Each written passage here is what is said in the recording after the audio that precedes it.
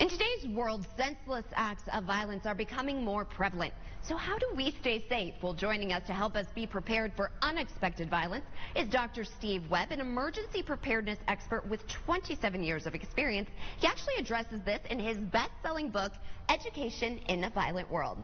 And Doctor, thank you so much for joining us. Hey, thank you for having me and for helping me get the word out. No, I was telling you that I grew up down the street from Columbine. Now here I am years later reporting on these mass shootings.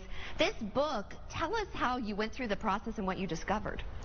Well, what I discovered is the world that these children are living in today is so much different than when we grew up. And bullying is no longer a leave the school or leave the church, leave the bully behind. It's 24/7. We've got to figure out how to connect with these children and connect with them in their world rather than trying to bring them into our world. One thing that really stuck out to me in the book is the Synosure effect. Describe that to us.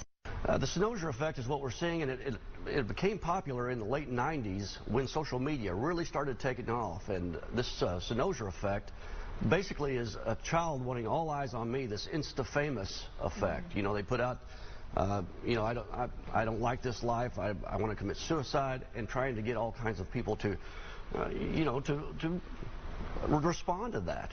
And what's occurring are kids are taking it to different levels, and a lot of these kids that are separating themselves from reality are even resorting to mass violence. So what can we do to stay safe, and how can you help us? Well, you can go to my website, drstevewebb.com, or call me at 1-877-453-SAFE. Get a copy of my book. Call me if you want to talk about it, but we've got to all work together if we're going to make this work.